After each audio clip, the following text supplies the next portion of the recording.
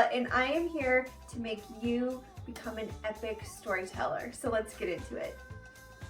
Today we are going to do mentor versus contagonist. So this one I'm so excited for, and I've been wanting to do it for a long time. So number one, if you don't know what I'm talking about and you're like, what the heck is a contagonist? I'm going to link the video above. You must watch that before watching this video, or you can read about it on my blog, which is going to be linked down below.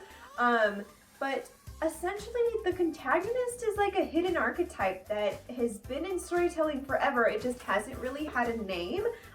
The people who created the name created a system called Dramatica, and it's this novel writing system that kind of puts characters into, you know, their archetypes, and it's very complicated. Let me just say that. It was too complicated even for me to figure out, but I learned a heck of a lot from it.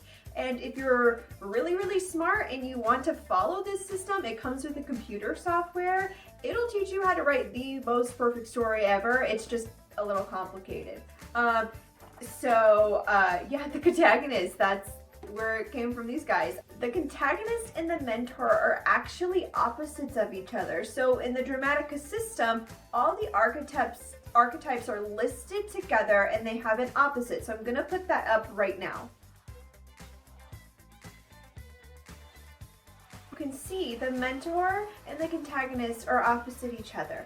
That means they have a lot of contrasting qualities for the story, the theme, mainly the protagonist. So let's get into the differences between the two.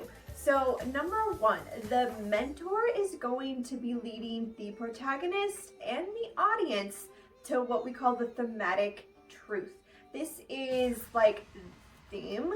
Pretty much it's the core message of the novel. It's the lesson that the protagonist must learn in order to beat the antagonist and have a complete full character arc.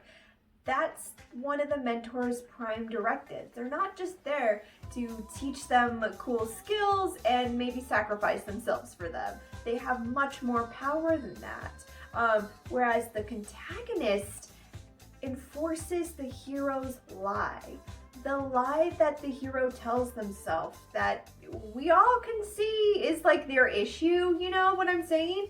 But they really just can't see it for themselves. They have to go through the story and then see it, and that's when they get the thematic truth, right? But the contagonist is that annoying little that gnat that just will not go away, and they force them to kind of lean a little bit into that lie, which I think is really cool. So it's not really about plot. It's about the lie, the journey, and the truth. So number two, the mentor on this side, he is going to be driving the protagonist to their better angels, you know, to the good side, the light side, all that's good in the protagonist. They try to keep them on a straight line towards the path of success, where the contagonist over here is that little devil trying to just completely mess it up for them. Kind of think of like the angel and the devil. I think that's a really good analogy that I just kind of just popped into my head.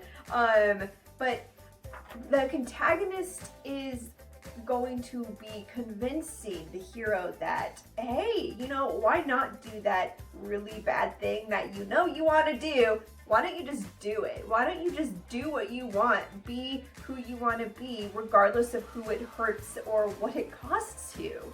You know, so it's light and dark. It's that beautiful duality, and that's why I love these characters so much, because they are such opposites. Okay, so number three, the mentor is really the hero's ally, and we all know that. But they are really steadfast in trying to make their lives easier, to protect them, to be their rock in a sense, and that isn't. That's a great thing. The hero needs that. They're just that one person. They know they're on their side. You see where I'm going with this? The contagonist their motivations are a lot different. They are not the antagonist, okay? They are not the prime driver of opposition to your hero. But, and side note, if you want me to do a versus on antagonist versus contagonist, let me know in the comments. Okay, so they have different motives. Their motives could be either to help out the antagonist, to make the antagonist's life easier, or whatever. Or they could just have their own selfish motivations. Kind of like, think of Snape in Harry Potter. His motives, he didn't really, he loved Harry, all that. He did and he didn't, but if you dig, his prime motivation was his love for Lily, Harry's mom, that drove him. That's exactly what I'm talking about. He had really no interest in what Voldemort was doing, or although he pretended to, and he could have and still have been the contagonist, but you see it could go both ways. They are going to make the protagonist's life hard, let's just be honest. That's kind of what they do, and they get mistaken for the antagonist quite a bit. When I hear writers talk about, they're like, I have multiple antagonists. No, you have an antagonist and then you have a contagonist. It's just, a lot of people don't know that term because Dramatica isn't that popular, and it's just that hidden archetype that they just nailed right on the head. So I really loved this whole versus thing. Let me know if you guys liked it, and if there's any other like character archetypes you want to kind of flesh out a little bit, I would love to do it. I think it's really fun. So thank you guys so much for watching my video, staying to the end. Become a part of the army. You know what to do below, and I'll see you guys on the next one. Bye!